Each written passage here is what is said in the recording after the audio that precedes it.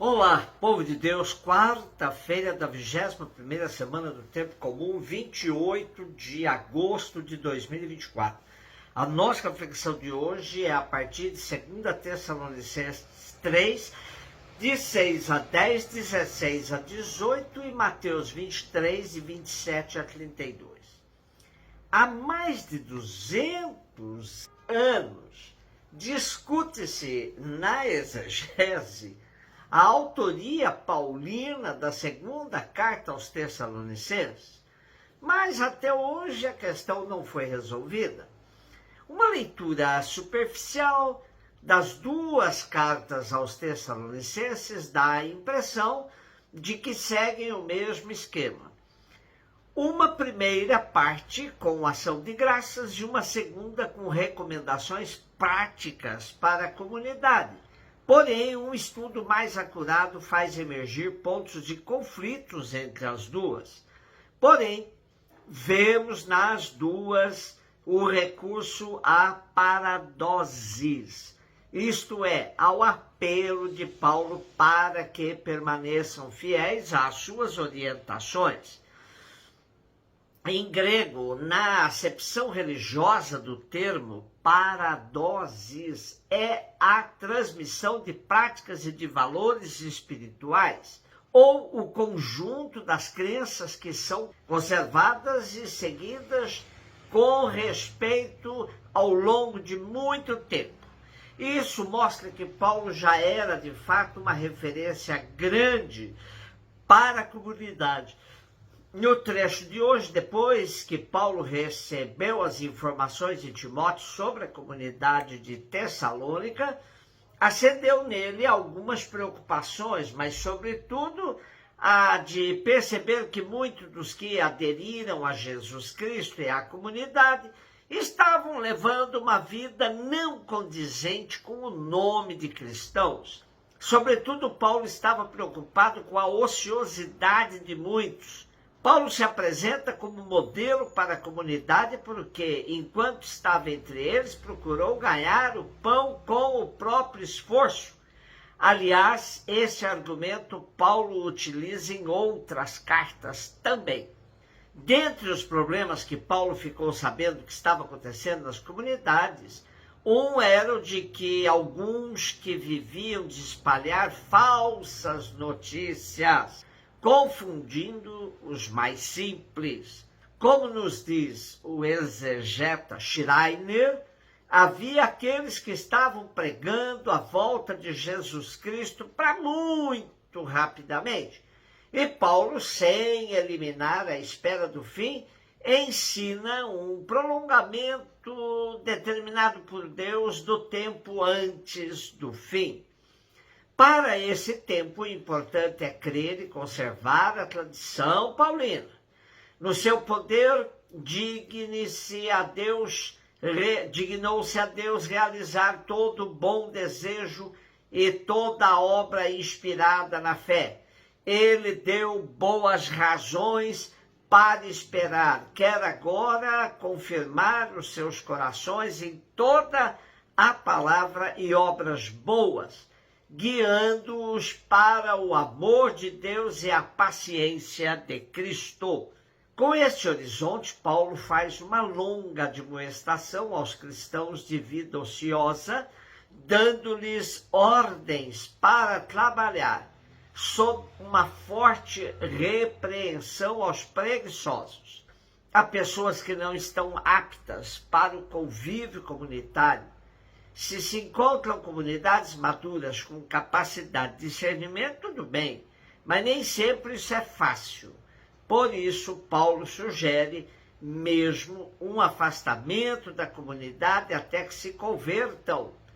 O apóstolo termina nossa perícope pedindo a Deus que dê paz às suas comunidades, o maior dom que se pode desejar a quem se ama.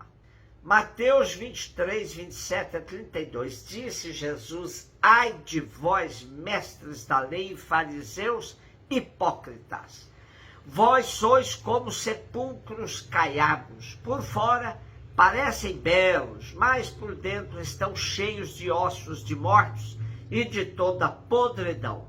Assim também vós, por fora, pareceis justos diante dos outros, mas por dentro estáis cheios de hipocrisia e injustiça. Ai de vós, mestres da lei, fariseus hipócritas! Vós construís sepulcros para os profetas e enfeitais os túmulos dos justos e dizeis: ah, se tivéssemos vivido no tempo de nossos pais, não teríamos sido cúmplices da morte dos profetas. Com isso, confessais que sois filhos daqueles que mataram os profetas. Completai, pois, a medida de vossos pais. O capítulo dos ais de Jesus contra fariseus e escribas tem 7 ais. Ontem vimos o 4º e o 5º, hoje são o 6º e o 7º ais. Sendo o tempo de redação do Evangelho de Mateus por volta dos anos 80 a 100, final do primeiro século, o capítulo 23 retrata bem o clima que a comunidade estava vivendo. O conflito com os escribas e fariseus estava num ponto alto. Mateus possivelmente estava se reportando à comunidade de Antioquia da Síria, num ambiente misto de judeus convertidos ao cristianismo e pagãos. Já havia um alerta forte contra os judeus, como vimos em Mateus 21, 43. Por isso, eu vos digo que vos será tirado o reino de Deus e será dado a gente que produza os seus frutos. Clara referência à virada das comunidades primitivas, abandono dos judeus e dedicação aos pagãos. Assim, ainda que entendamos que os ais de Jesus são constatações duras, por outro lado, podemos entendê-los como lamentação, sendo que os escribas e fariseus não iriam ler o Evangelho. É claro que serve de alerta de Jesus para os líderes das próprias comunidades cristãs. Ainda assim, estamos diante de uma crítica forte ao comportamento legalista. Pessoas que viviam de aparências, mas no seu íntimo carregavam cadáveres, já em putrefação. Conduta que acabava por destruir a comunidade, por onde falta confiança, não há relacionamento seguro. Ninguém estrutura uma comunidade sobre mentiras ou, como chamamos hoje, sobre fake news. Nossas comunidades de hoje também estão cheias de ambiguidades e dificuldades dessa ordem, pois se propaga muito um comportamento hipócrita baseado numa falsa moral. Em nossa sociedade, vemos pessoas que adotam o slogan Deus, Pátria e Família, mas que em sua vida particular são apenas conceitos vazios. O último ai de vós do capítulo 23 que aparece hoje apresenta-nos um problema muito sério.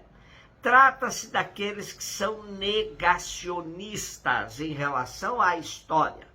Jesus afirma: ai daqueles que edificam sepulcro aos profetas e justos, dizendo que se tivessem vivido no tempo dos que o mataram, não teriam sido convenientes com tais crimes. Jesus os lembra que, confessando serem filhos de assassinos de profetas, sem assumirem as responsabilidades históricas, continuam praticando o que fizeram seus pais.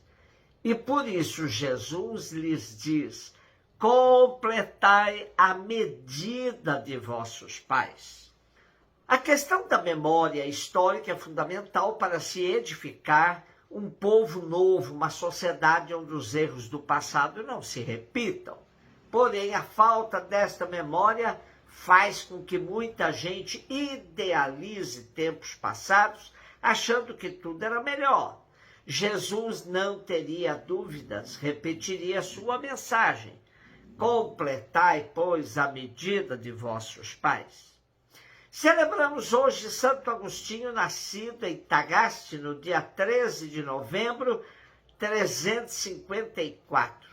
Atual Argélia, localizada a 90 quilômetros do Mediterrâneo, próximo a Hipona. Na época, províncias romanas do norte da África. Faleceu em 430 e deixou-nos como legado 113 obras escritas, entre tratados filosóficos, teológicos, comentários de escritos da Bíblia, sermões e cartas. Até hoje, suas obras e sua vida despertam interesses de historiadores de dentro da igreja e também fora dela. Um beijo no seu coração.